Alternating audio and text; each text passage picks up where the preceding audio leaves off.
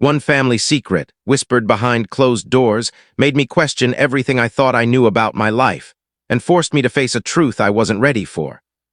The air at the family gathering was thick with the scent of roasted lamb and the hum of overlapping voices.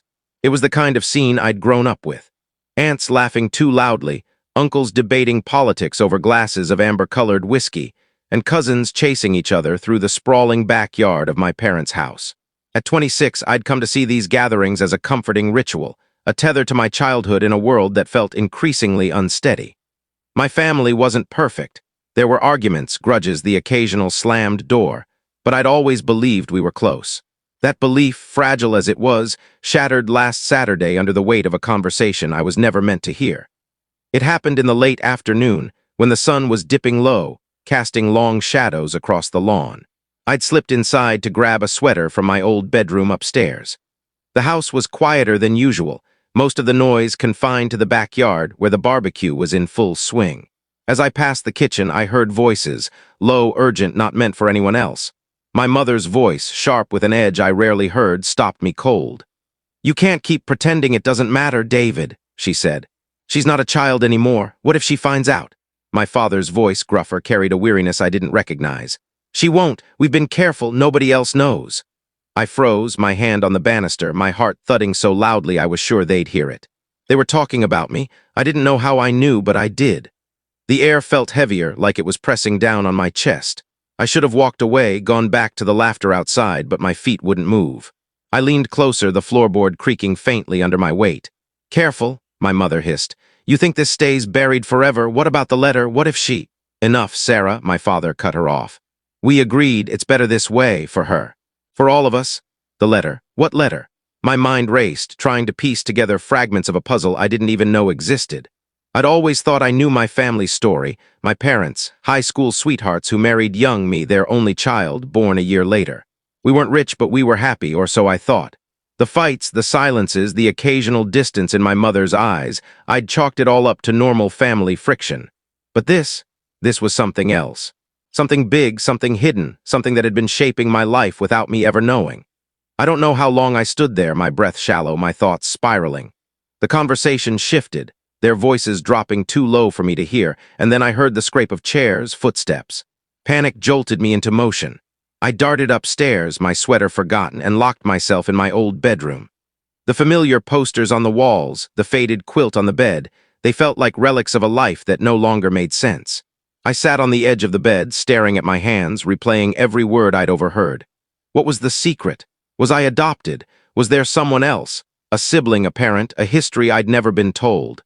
Or was it worse? Something about me, something I'd done without knowing. My childhood memories, once so vivid and warm, now felt like a house of cards, each one teetering under the weight of doubt. The time my father taught me to ride a bike, his hands steady on the back of the seat, had that been real? The way my mother used to braid my hair before school, humming softly, had that been a lie? I couldn't stop the questions, each one cutting deeper than the last. By the time I rejoined the party, the world felt different. My cousin Mia pulled me into a hug, chattering about her new job, but her words washed over me like static. My uncle offered me a plate of grilled vegetables, his smile wide, but I could barely nod in response. My parents were across the yard, laughing with my aunt, their faces so normal, so infuriatingly normal. How could they act like nothing was wrong? How could they look at me and not see the fracture they'd caused? That night I didn't sleep. I lay in my apartment, staring at the ceiling, my mind a battlefield.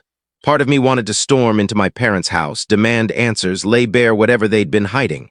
But another part, a quieter, more fragile part, was terrified. What if the truth was worse than the not knowing? What if it broke us beyond repair? I thought about my family, the sprawling, messy web of it, my aunts and uncles, my cousins, my grandparents. Should I tell them? Would they even believe me, or would they think I'd misunderstood, that I was blowing it out of proportion? And if I did tell them, what then? Would it tear us apart, pit us against each other, turn our gatherings into battlegrounds? The next morning, I called my best friend, Lena. We'd known each other since middle school, and if anyone could help me make sense of this, it was her. I met her at our usual coffee shop, a cozy place with mismatched chairs and the smell of burnt espresso. I told her everything, my voice shaking as I recounted the conversation. Lena listened, her brow furrowed, her coffee untouched. "God, Ellie," she said when I finished. "That's heavy. Do you have any guesses about what it could be? I shook my head. I've been over every possibility. Adoption, maybe, or I don't know, something about my birth, but why would they hide that? And the letter, what letter? Lena leaned forward, her voice gentle but firm. You need to talk to them. You can't keep this inside. It's eating you up.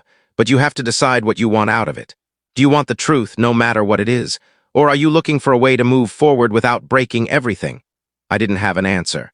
The truth felt like a double-edged sword, necessary but dangerous. I spent the next few days in a haze, avoiding my parents' calls, dodging their texts about leftovers, and when are you coming by? I went through the motions at work, my cubicle a blur of spreadsheets and emails, but my mind was elsewhere, picking apart every memory, every conversation, every glance I'd ever shared with my parents. Had there been signs? Had I missed something obvious? The more I thought, the more I doubted everything. By Wednesday, I couldn't take it anymore. I drove to my parents' house after work, my hands trembling on the steering wheel. The house looked the same as always. White siding, blue shutters, the rose bushes my mother tended religiously. But it felt different, like a stage set for a play I no longer understood. I found my parents in the living room, my father reading a newspaper, my mother flipping through a cookbook. They looked up, surprised, their smiles faltering when they saw my face. "Ellie, honey, what's wrong?" my mother asked, setting the book down.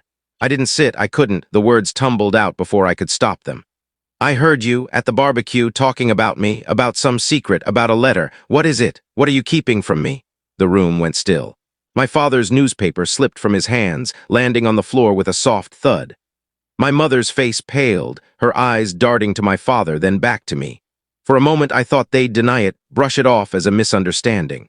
But then my mother's shoulders sagged and she looked at my father, a silent question passing between them.